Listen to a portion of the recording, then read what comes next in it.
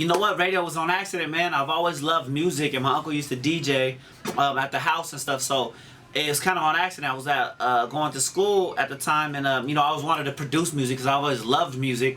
And there's a spot called Youth Radio out there in Berkeley, and a teacher was like, "Miguel, man, finish my class and come to class, and I'll get you into this production class." She didn't know it was really a radio and journalism to write PSAs and commercials and then have radio. And the day that she dropped me off, I was like, "Yo, teach, like, come pick me up, man. It's not what I want to do. I want to be an artist and I want to produce music, not be on the radio." But though I loved music, the lady from Youth Radio was like, "Miguel, just give it a try, and if you love music so much, I'll give you a half-hour radio show. You can play whatever kind of music you want." And I was really into Bay Area music and West Coast music, like deep, so there was a lot of stuff the radio wasn't playing, and I felt like, yo, I get to play these artists. So that's how I fell into radio on accident. That's crazy, you know what I mean?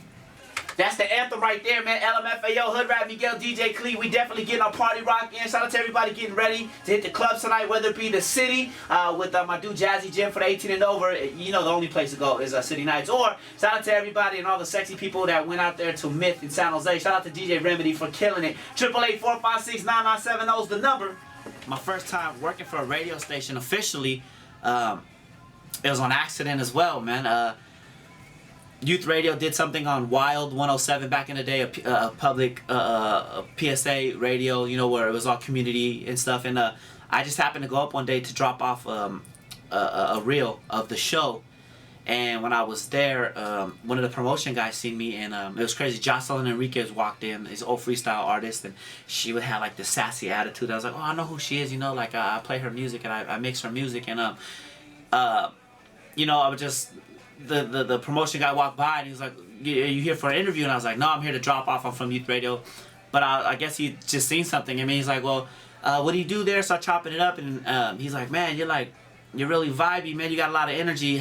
Would you like to work on promotions?" And at the time I was like, "I ain't tripping. It's Wild 107 was one of my favorite stations. Like, yo, I get to work for a radio station, so whatever I could do, yeah." I mean, obviously, he hit me up. I started driving vans and doing promotions and doing events and you know, started doing call-ins and check-ins real fast, you know, like it was crazy how I got hired on so fast, because normally when you intern it's for free, and probably like 4 months, they were like, "Yo, we want to pay you and you drive a van and you go hit these events and, you know the streets really well and you get along with people." So that's how I got into like the whole radio thing of getting my foot in the door. Honestly, like, I think the most epic is the day I got called, by everybody at the radio station, was like, "Yo, congratulations, congratulations." And I thought I had a Dr. Dre 64 Impala I was driving. I was in Napa, and I was delivering Christmas trees and presents to, like, you know, the people that, you know, that had a hard time in it. And I delivered to a little girl and her family, and they started crying, and I felt bad. So not only did I give them a tree, I was like, "Yo, I'll take you to Toys R Us. I ain't tripping. I'll buy you a present," you know, like.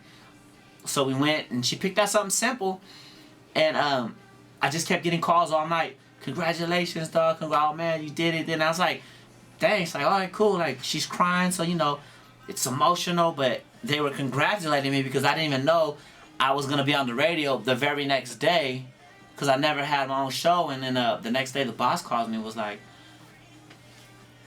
"Man, you know, come in at 10 o'clock. You're going to, 6 o'clock, you're doing a street party." And then the next day after that, it was a weekend, but then the next day after that, he was like, "You're filling in for 2 weeks for St. John."